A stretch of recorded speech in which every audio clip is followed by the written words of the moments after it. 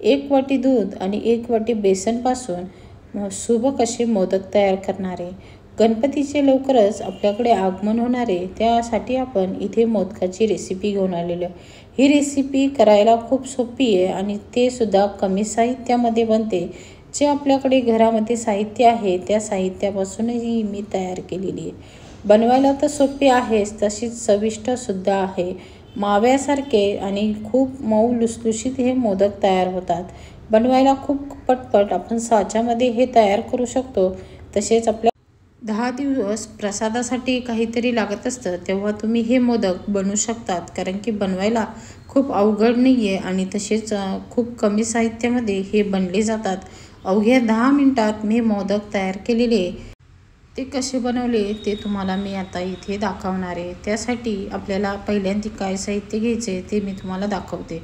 आता बघा, हे बेसन घेतलेले 1 वाटी हे बेसन घेतलेले. याच वाटीने आपल्याला 1 वाटी दूध घ्यायचे. दूध आपलं हे थंड आहे. थंड म्हणजे खूप थंड नाही, पण साधं कोमट दूध आहे असं दूध आपल्याला वापरायचं आहे. खूप गरम दूध आपल्याला इथे वापरायचं नाही. आणि सतत ढवळत त्याच्या गाठी वगैरे सर्व फोडून घ्यायचं आहे आणि एकसारखं त्याचं मस्त बॅटर तयार करून घ्यायचं आहे. तुम्ही बघू शकता एकाच डायरेक्शनमध्ये आपल्याला हे छान असं फेटून घ्यायचं आहे. पीठ जेवढं तुम्ही छान फेटशाल तेवढं ते पीठ व्यवस्थित तयार होतं. आणि तुम्ही बघू शकता त्यामध्ये मी एकही गाठ राहणार नाही याची काळजी घेते आणि व्यवस्थित मी हे फेटून घेते आणि मस्त असं बॅटर हे तयार होतं. बघू शकता एकसारखं मी हे बॅटर फिरून घेतलेले आणि बघू शकता या पद्धतीने तयार झालं पाहिजे आणि एकसारखंच दिसते ते. मस्त असं बॅटर आपलं तयार आहे. आता आपण हे साईडला ठेवू. दुसरीकडे आपल्याला कढईमध्ये तूप घालून घ्यायचे 2 चमचे.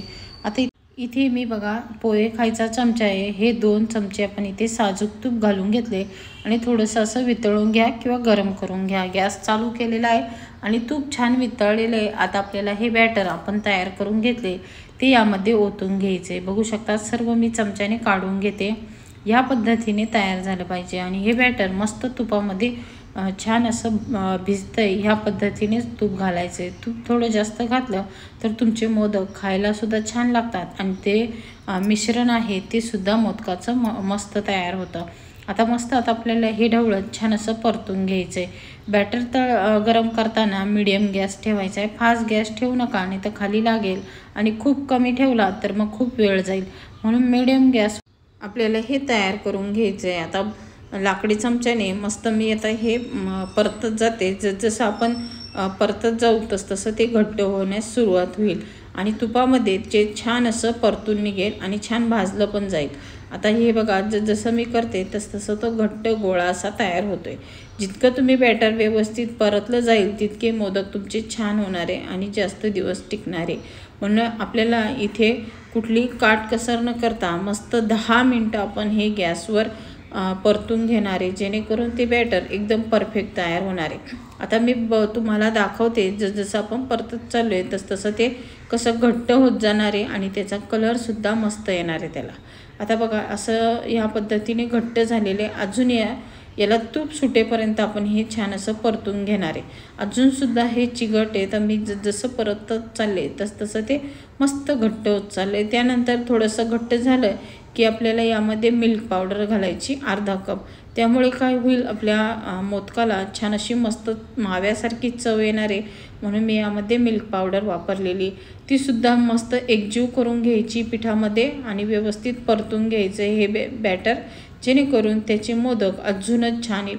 आपल्याला इथेच व्यवस्थित जर मेहनत घेतली मोदक खूप छान बनतात, तसेच खायलासुद्धा खूप छान लागतात. आणि बघा पिठाला आता छान अशी चकाकी येण्यास सुरुवात झालेली, म्हणजे हे पीठ व्यवस्थित तयार होतं आहे. बघा आधी पीठ कसं दिसत होतं, जसं आपण परतत चाललो आहे तसा त्याचा छान असा पिवळसर कलर येत चाललेला आहे आणि पीठसुद्धा व्यवस्थित तयार होत चाललं आहे.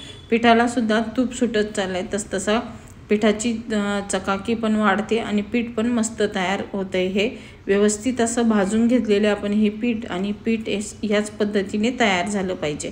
आपण 10 मिनटं इथे करून घेतले. त्यानंतर काजू बदामचे काप आणि इथे 4 मगजच्या बिया आपण अशा घालून घेतलेल्या थोड्याशा आणि परत आपल्याला हे परतून घ्यायचे 3 ते 4 मिनटं, म्हणजे ते सुद्धा व्यवस्थित परतले जातील भाजले जातील तर बघू शकतात। आणि मस्त हे बॅटर आपलं तयार झाले।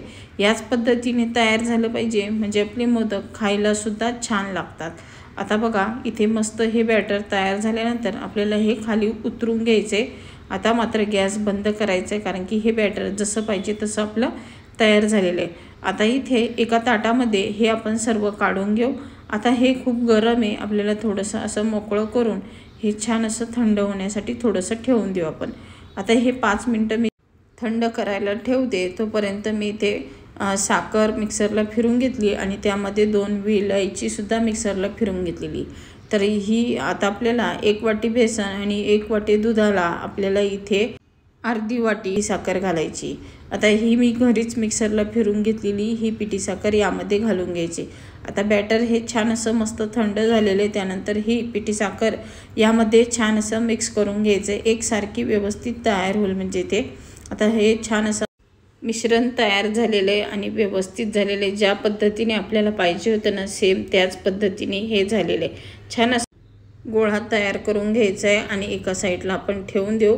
आता साच्याने हे मोदक बनवून घ्यायचे।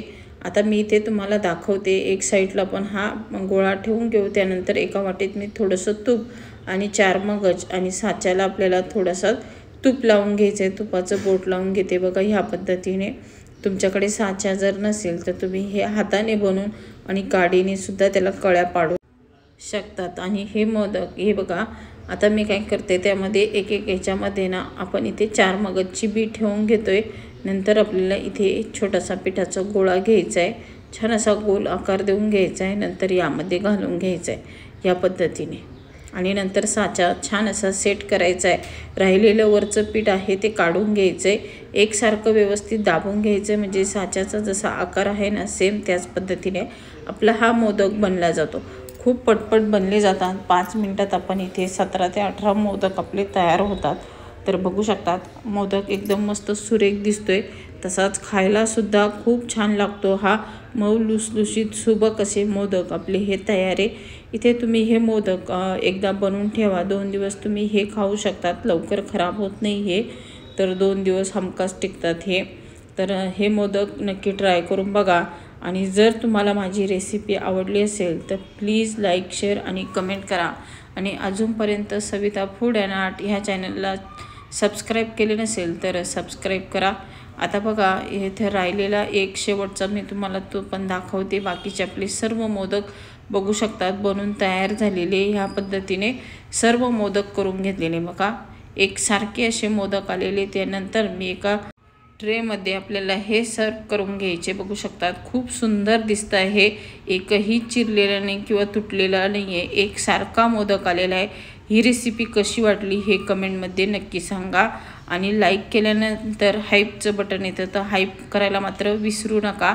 आणि तुमच्याकडे जर गणपती बसत असेल तर तुम्ही ह्या गणेश चतुर्थीला नक्की हे मोदक ट्राय करून बघा। हे तुम्हाला व तुमच्या घरच्यांना किंवा घरी आलेल्या पाहुण्यांना नक्कीच आवडतील, एवढे मस्त असे मोदक आपले तयार आहे।